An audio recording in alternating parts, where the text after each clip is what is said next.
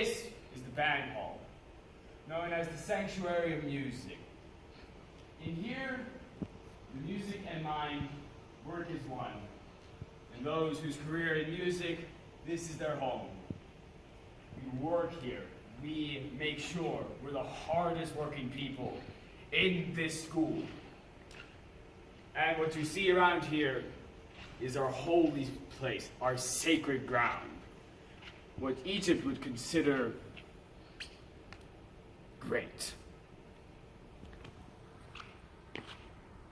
And also, these trophies show the accomplishment of all the bands before us. And we will soon be up in this holy sanctum, up here as well. And to make sure of that, we work hard to make sure we get all the trophies we have won.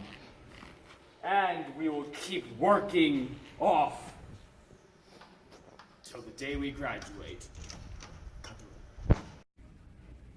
Well, the difference between music and noise is that music is energy and vibratory motion, versus noise is some sort of unorganized sound wave.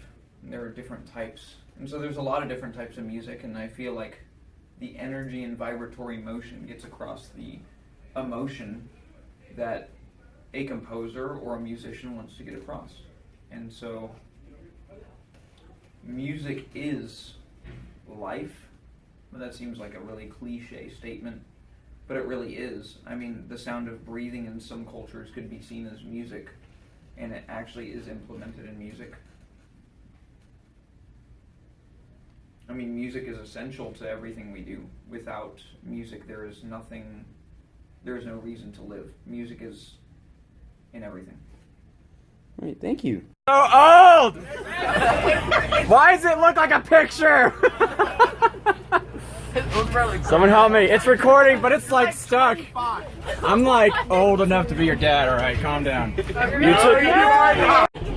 Alright, we are on the bus with everyone in here that is percussion. As you can tell, we are in uniform. I'm going to ask the entire percussion one question. Are y'all ready for y'all's question? Yes, sir.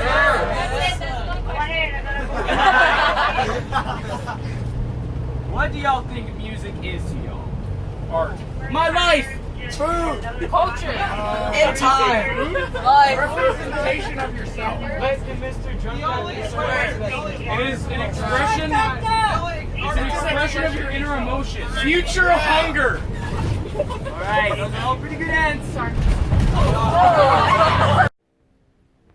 How do you think music affects the brain of those who are musically careered? Well, studies have shown that playing an instrumental music education and pedagogy develops higher spatial awareness.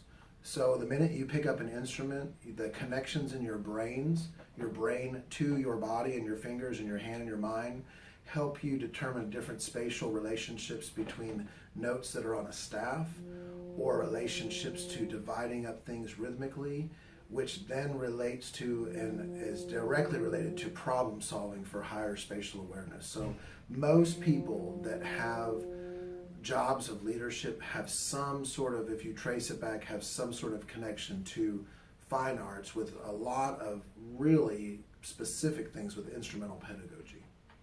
Do you think it depends on what kind of music?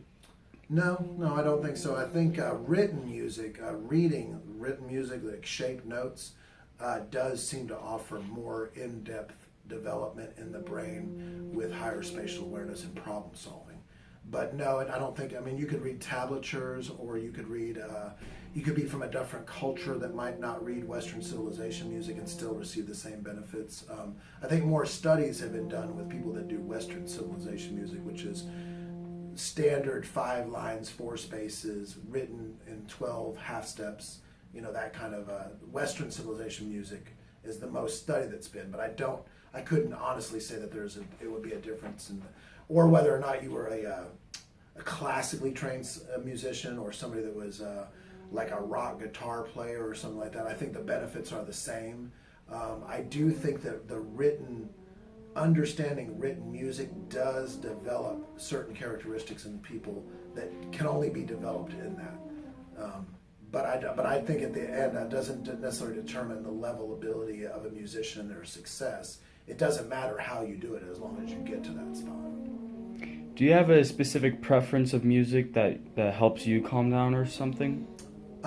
Certainly, yes. I would say any kind of classical, romantic, Brahms, Debussy, anything like that, which would be the opposite side of like Mahler, Shostakovich, really dense jazz or something that was complexity harmonically.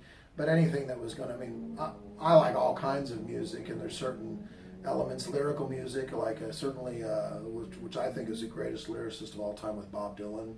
And I think there's two kinds of music. There's good music and bad music. In terms of the style or the time period, that would all be a preference, that sort of thing. But in terms of really trying to relax me, any kind of Brahms or Debussy or anything like that, like a much more melancholy kind of music. Do you think a certain space helps with with music and mind connections? You mean in terms of a working space? Yes, sir. Oh yeah, well, like in an educational institution like this, certainly the band hall can become its own entity in itself. It can create the space that you're looking for.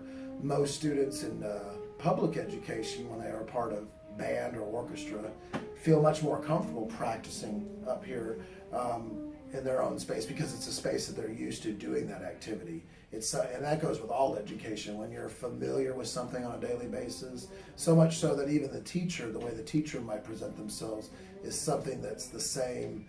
It's something that they know and they feel comfortable with.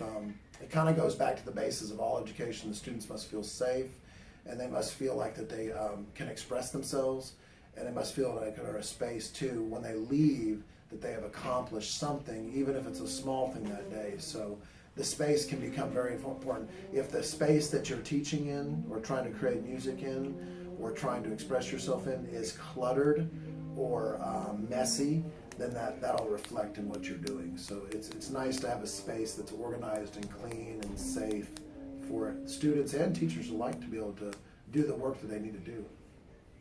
Thank you for your time. You're welcome.